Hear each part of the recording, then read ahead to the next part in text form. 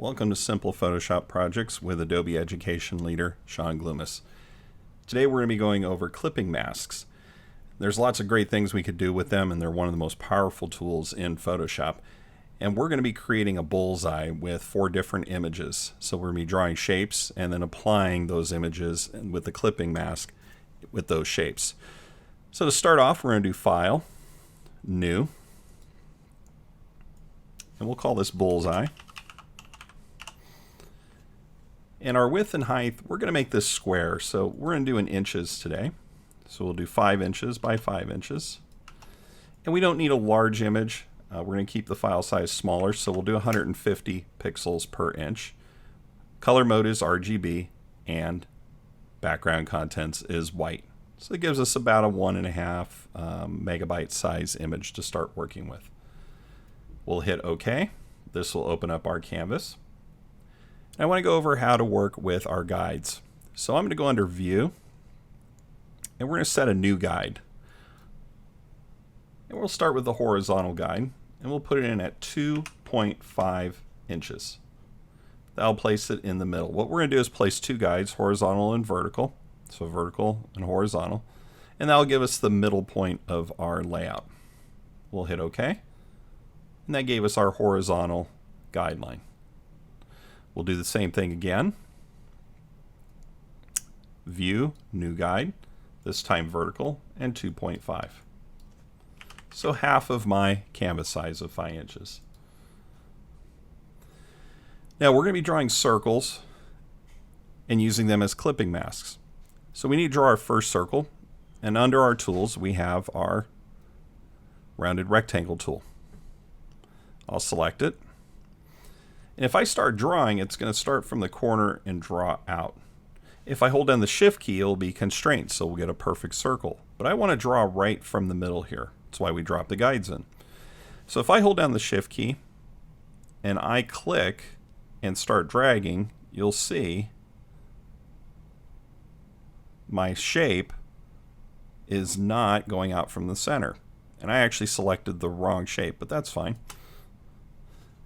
Control Z or Edit, Undo will put us back. So we'll grab the ellipse tool or circle tool. These little mistakes are helpful. We all make them. And that Control Z or Command Z on the Macintosh or Edit, Undo is an important one to remember. So we have the correct shape now, the ellipse tool.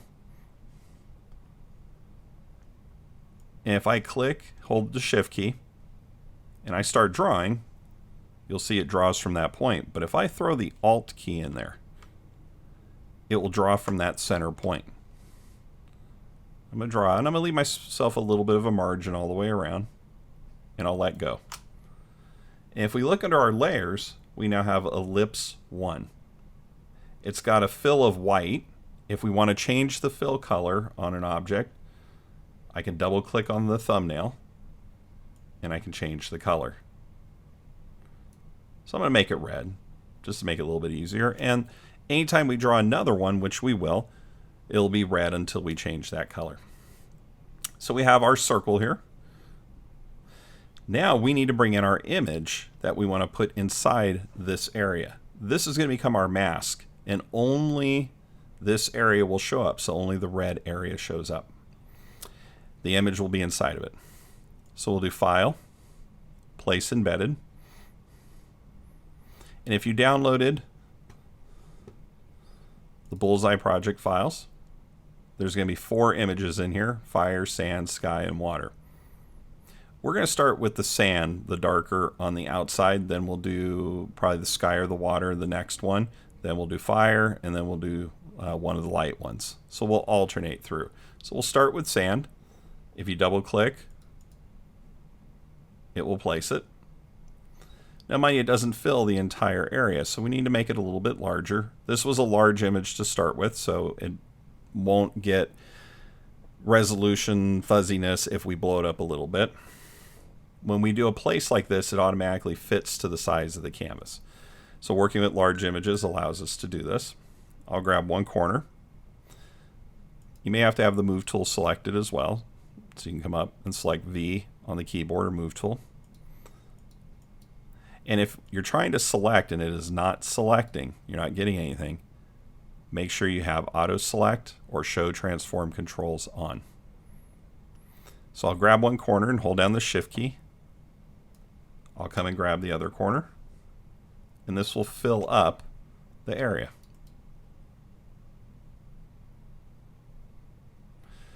So now we want to do our clipping mask. So if we select sand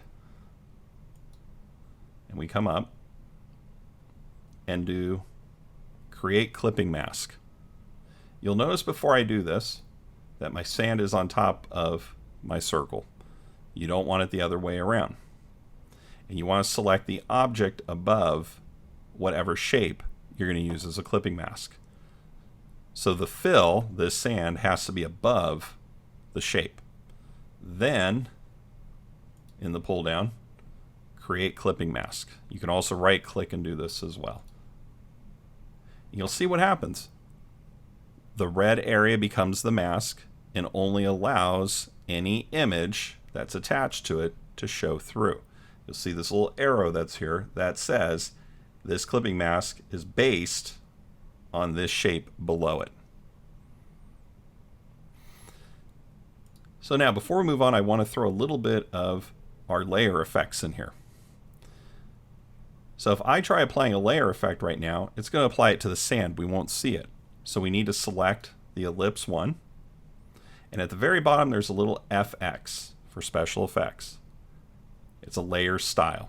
If you click on it, we have all these options: bevel emboss, stroke, gradient overlay. I use these all the time with the designs that I do. We're going to keep these simple, but I encourage you to try different ones. I'm going to do stroke. This will open up our layer style palette. You can see it added a stroke, a 15-point black stroke. You can change the width of it. You can put it outside or inside. We'll leave ours outside. We'll make it about, I don't know, 20. If it's hard for you to select, you can always type in the number, 20. We're not going to do any blend mode on this just yet. We can change the opacity and let the background show through, but we want it solid. We can change the different fills. We can even put a gradient in here. We can place a pattern, but we'll keep it as a solid color. We can change the color by clicking and selecting a different color. I'm going to leave it black. If you want to do a double stroke, you come over and click on the plus sign, and it'll add another stroke. And what I can do on this one is change the color to white.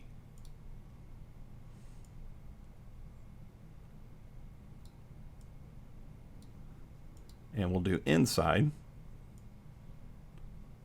So I made it white inside, and I can do a double stroke on this. So one's on the outside, one's on the inside. And the same settings apply here. One other thing we could do too is maybe we want to make it look like there's a raised edge here or a bevel. I come over to my styles and I turn on the bevel. And right now it's an inner bevel.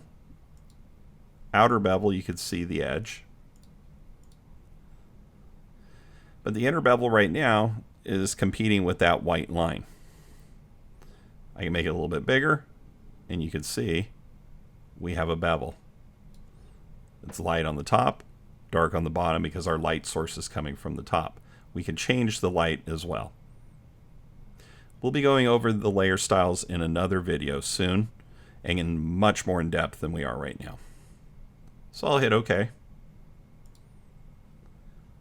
You can see the effects underneath that first circle. So there's two strokes, bevel emboss. We could turn these on and off from here too.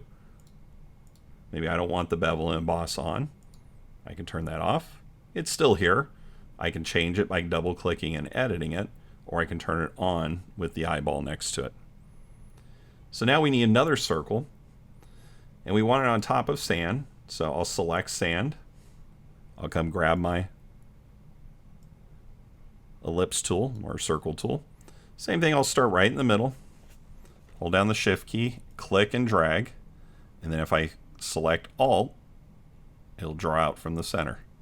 Now I'm going to leave a little bit of room because we're building a bullseye here, and I'll let go of the mouse, and we get another ellipse tool. I'm sorry, another circle.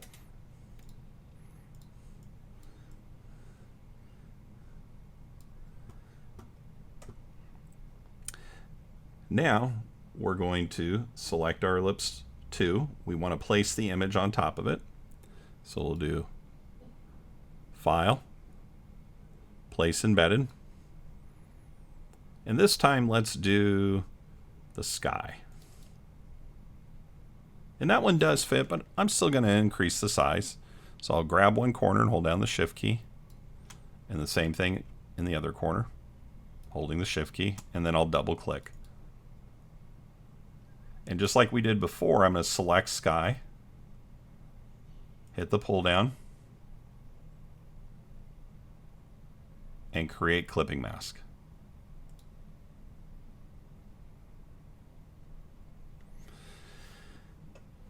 So I'm going to select the ellipse 2. And you notice I didn't change the color of the fill.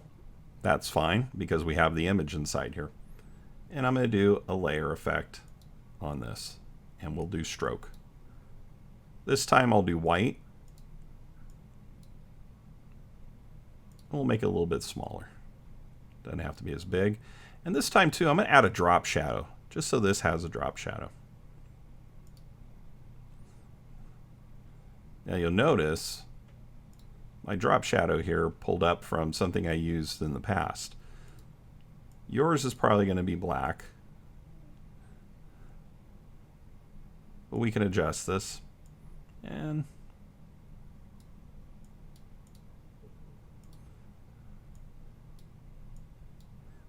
it's a little bit there.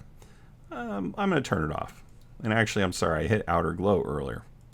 There's my drop shadow. So you can try an outer glow if you want to. You can see it adds the glow. Or you could do a drop shadow. And we now have drop shadow here. I can change the angle of the drop shadow to like about 130, maybe 120. And you can see it adds some depth. That's up to you. I really want you to play with these. There's so many different settings in here. So I'll hit OK. And let's add another circle in here. So I'll select the sky. Place my cursor right in the middle. Hold down the shift key. And if I throw the Alt key in now, it goes from center. And we have another circle. Same steps, File, Place Embedded, and this time we'll do Fire. And that does fit, so I'm not going to scale it, but you could if you want to.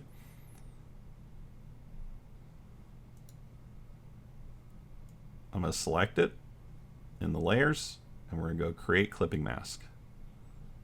And there's the fire. I'm going to do the same thing I did before with a stroke. This time,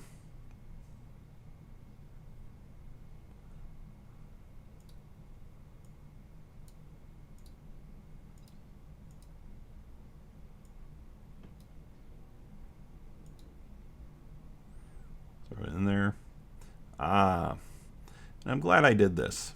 Maybe you caught it. Look what happened. There's no stroke. And you probably did this yourself. I applied the effect to the image. I didn't select the circle. So we can undo Command Z.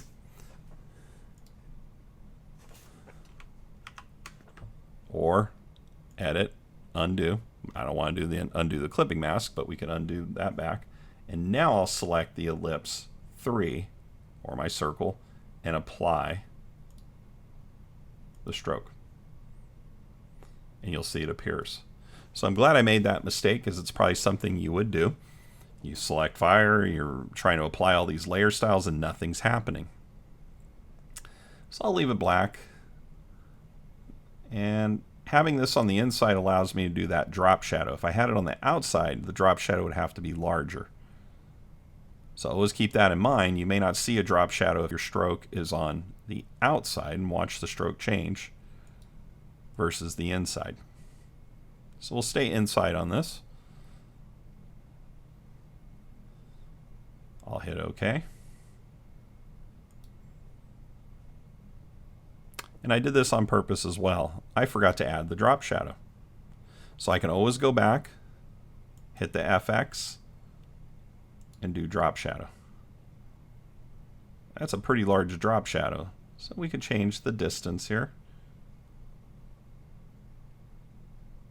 until I got something I like. And once again, I've said it many times in my videos, I want you to play. These are just the steps to make it happen, but you can try different images and try different layer effects. Be creative. We have one more to draw. So once again, I want to select my fire before I draw, so that way it's on top of it. Hold down the Shift key. I'll click and drag, and I'll hold the Alt key now. And we'll have one more in the middle, the bullseye. So we'll do File, Place Embedded. And the reason we do Place Embedded, we could do Place Link, but if these files don't go with your PSD file, you can have broken links, so by embedding them, they're all inside the one PSD. We'll do Water, and that fits, so we don't have to scale it. We'll select the water, hit the pull-down menu, and create clipping mask. And there's our center. Unlike last time, I'll make sure I select ellipse number 4. And we're going to do a stroke on this.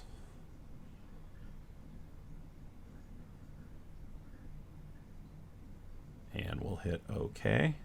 I like the black. Maybe we'll make this one a little bit bigger. And I'm going to add the other stroke. I turn it on, but this time I'm going to do outside. So we get the white outside and black on the inside. But if I add a drop shadow now, you can see it's not as visible because that stroke overlays it. I can make that smaller, or I can make the drop shadow distance longer. That looks good. I'll hit OK. And we now have our bullseye. I'm going to save this document. So save as. I'll put it inside my project. I'll call it bullseye sample. Save it as a PSD file. From here I can keep adding things and playing with it, trying different effects. If you want to close up the effects under your layers, there's a little arrow next to the layer. The effects are under it. You can click on that little arrow and it will collapse all of the effects. And now it's a little simpler on the layers palette down here. You can see ellipse 4 has the water, fire, sky, and sand. If we want to move around the water, I can select the water with the move tool, select that layer, and I can move that image inside. So I can do that for each of these.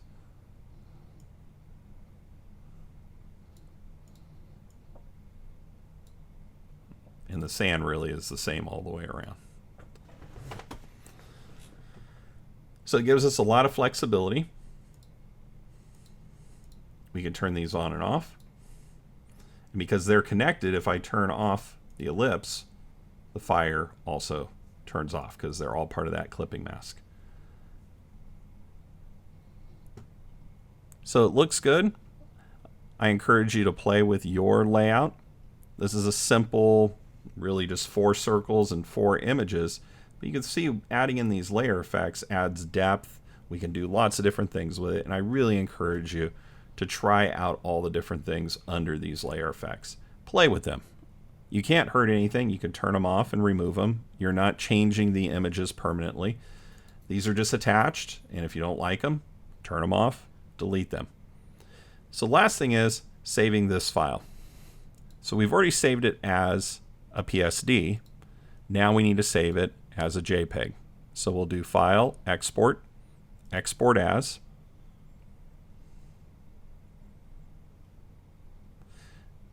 And we'll do this at JPEG 80 quality, just so we get a little bit smaller file. Everything else stays the same. We'll click Export and save this somewhere you can find it.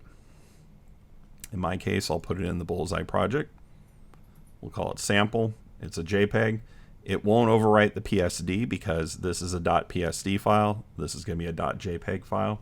I'll click Save. And I now have my final file to turn in, or I can upload to the web. Now keep in mind, we did this at 150 dpi, so if this was for the web, we would have done it at 72. If it was for print, we would have done this at 300. We just did 150 to make it a smaller file size and a little easier to work with. So that's it for clipping masks, and we're glad to have you here, and we look forward to seeing you next time.